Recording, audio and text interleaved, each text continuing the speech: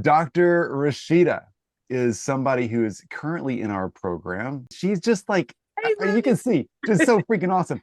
She's somebody who is not only a beast politically and a beast in the corporate training and world space that she lives in, but she is like got the energy. I'm telling you, if you do anything, Rashida, out there, and there's an opportunity for me to follow along, I'm Oh, in. If that's vote great. for you, if it's like join your program, if it's come to your conference, like I just want to be in the room. Yeah. So All thanks of for the being here. above. All of the above. Oh, yeah, amazing. I'm just looking behind you, Dr. Rashido. Can you just like move out of the frame for a second? This bookshelf of yours, insanely color coordinated. The reason why I say that, yeah, look, the reason why I mention it is because I think that's an indication of the type of human being you are. You're incredibly powerful, organized, you're engaged politically, you're all of those sorts of things. So to introduce you to everyone, I'd love to, if you could maybe just tell us a little bit about who you are and what you do, that would be wonderful. Oh gosh, how long do you guys have? No, just kidding. Well, hello everyone. Officially, my name is Dr. Rashidah Leverett, and I am out of Clarksville, Tennessee, which is about 40 minutes from Nashville. And like Chris said, I am a elected official. I'm a county commissioner here in Montgomery County, Tennessee, on my second term, and I am gearing up for my third term, starting in January. So, I didn't set out to be a politician. The opportunity came to me, and I believe that when doors open, you should at least go in, take the risk, and do the opportunity. I'm also a former professor at Fisk University in Nashville. I am a veteran. I'm an ordained minister. I'm a mom of one. I'm what can I say? All of those things. And I love coaching. I'm also a Christian coach. I run my own Christian coach practice. And it has just been a joy to transition from one-on-one coaching to group coaching. And so I'm excited to be here. Oh, amazing. You are a force, a force. And so my first question to you is we've actually had some conversations amongst the group around like managing all of this with other commitments. So you have a lot on your plate. There's a lot that you're doing for your community, your family, your church, all of this sort of stuff. Running the business at the same time, how do you fit it all in? Like, how do you make that work? Well, Brody, I've learned not to overwhelm myself. And I will Oh, say this, everyone, do not overwhelm yourself. If you don't have the capacity to do something, that's okay. You know, if you have because I also sit on several boards. I sit on the board for Habitat for Humanity, Big Brothers, Big Sisters. And so I have to look at, do I have the capacity to run a business? And one of also things you can do is multiply yourself. I do have a VA who does a lot of things in the background that, I'll be the talent, if you will, but she'll put the systems in place for me to sometimes work them when I'm not even there. So you have to look at your capacity, but a lot of times no is a complete sentence. And you can give a yeah. respectful no, and you can give a gracious no, and you can give a kind no. And it's okay to say, you know what, I'm at capacity. And so I know when I'm at capacity. Yeah, beautiful, beautiful. So you just said before that going to group coaching was a blessing. You just said, I'm so grateful that I did it. Like, tell us about what life was like before group coaching, and maybe some of the cool things that have happened since. So before group coaching, it was hustle because it was constant posting 3, 4 times a day, constant going out trying to get a client. Will you be a client? Will you be a client? Will you be a client? And then once going switching the mindset to group coaching and understanding the principles of managing a group, I was still in the middle of the group program when I got an $18,000 group contract. I was still, I hadn't even finished the program yet, and I'd already got a contract. The transition, it's easier. I won't say easier, but I wasn't as exhausted. You know, Yeah, one to yeah, one was actually exhausting for me. One yeah. to many is easier, and I still have some energy left over. So I love it. Amazing, amazing, amazing.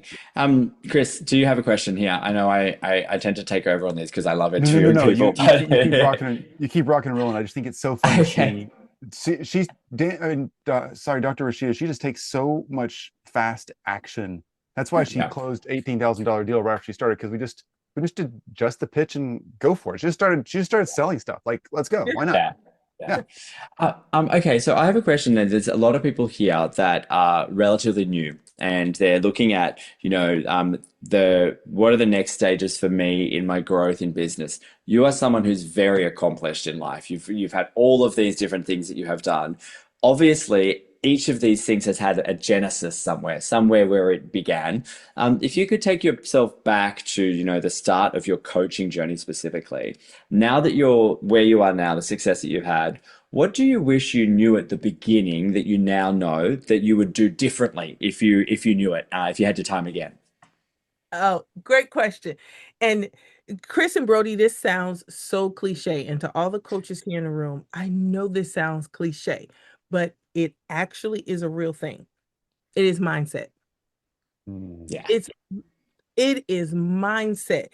The tactics, you are going to burn your energy if you focus on tactics before you focus on shifting your brain, yeah, before you focus on thinking like a group coach, thinking like a business owner, thinking like someone who helps facilitate transformation and growth in other people. You have to become that person. Sales, yes, you have to know how to sell. Yes, have to know branding. Yes, you have to know marketing and all of those things.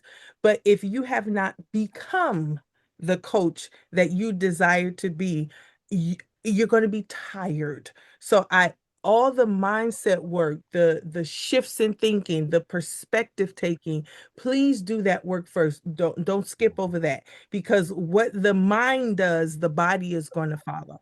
And so if you mm, focus on the work of becoming who you say you want to be, all the tactics and all the action taken, it'll be seamless. There'll be an ease to it. Now, yes, there's some work to it, obviously, but there is a flow once you begin to think like the person you say you're going to be. I think that's so, so important. I really relate to this as well. And this is where I think mission is so important. And you have, we all spoke about the green line earlier, right? And the thing that's going to pull you forward that, and you remember this, we did this when we were together. So like this idea of having this mission that's greater than you, that pulling you forward makes that so much easier. I'll just have a quick personal reflection. I was off mission recently, everyone. I was off mission and I was completely like, I was in the wrong lane and I had to do this big course correction and it was all mindset based. It was all like I had to get back in alignment with, oh, that's right. That's why I'm doing this. That's the person that I want to become, and that's the shift and the impact that I want to have on our industry. And it came back to I want to make events the most powerful thing that people can possibly come to it for an experience in a world where tech is rising and supply of human connection is dwindling and all that sort of stuff. And I made the decision, and then it's like everything started going easy again because I Mhm. embodied the identity of the person that was going to change an entire industry. And so I really love you saying that. That's really, really cool. Okay, so you're inside Group Coach Nation. You're building out this group coaching program and everything. What's now become possible for you as a result of that? You mentioned time and the energy and that sort of stuff, but what are some of the other results that you've seen kind of happen? The ease of talking about your program. Ooh, okay, Mm. this is cool. When people say, "What do you do?" Chris teaches about that. What do you do? I used to stumble. Oh, I'm a coach. Well, so is everybody else on the internet. But what do you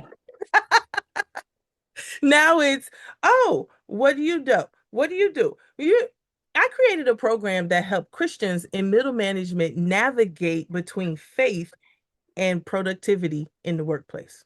See how Oh my easy? God. So good. So good. Yes. Yeah. You the It's clarity to be able to talk about your program, talk about your pillars, talk about what you created that helps a group of people become successful. That's so good. It's so funny. I've been on a really similar journey to you lately because somebody helped me recently with clarifying how I talk about what I do. Yeah. So I'm in the event space, and it's hard to tell people, oh, I help people create events and whatever. And someone said, you're the motivational speaker for motivational speakers, and I was like, Okay, that makes so much sense. It's really easy for people to understand that and those sort of things. So that's really, really great that you've got that clarity.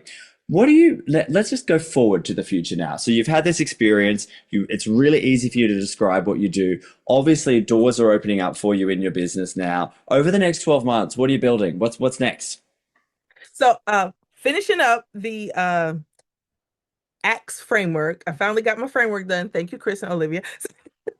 The framework is finished. Now I'm putting together the copy to make sure that it's emotionally driven, that the outcomes are clearly expressed. You know, one of the things we're not doing now, and I understand it now as a part of Group Coach Nation, we're telling people exactly what we do and how we exactly solve their problem.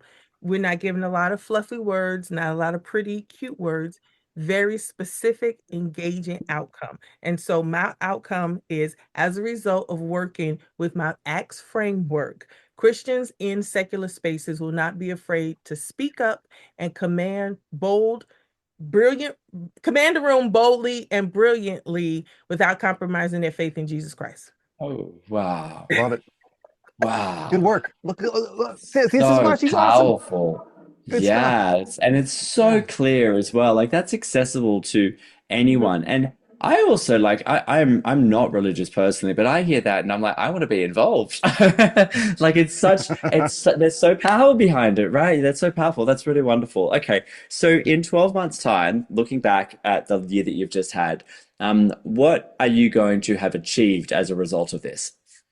Definitely going to have at least 3 cohorts. That's the goal for Right. 2026, is to do an Cool. enrollment of 3 cohorts, because I actually want to test the framework, making sure we are standing on Yeah. our promises, because we are integral, and Yeah. standing on our promises and ensure that we're enrolling Christians in management, and that we're helping corporations have more effective leaders. We're living in a day of AI where anybody can thinks that leadership is just going on AI and creating this. No, leadership is still empathy, it's still compassion, it's still handling conflict, it's still communicating well. So I want to test it with at least 3 cohorts to ensure that I'm getting those outcomes, and those middle managers are going back to their organizations and they are effective in the work that they do. So that's my You are, yeah, you are just a phenomenal human being. Put a yes into the chat to donate a week of clean drinking water for Rashida if you think that she is a force, and if you do think that she has, you're going to change. Seriously, and I don't say this lightly, but like you are going to change your market. You really are. I'm really looking forward to what you do. And if I was a US citizen and I could vote, you have my vote, 1,000%. thank you. Everyone, please give it up for Rashida Leverett. Thank you. Rashida.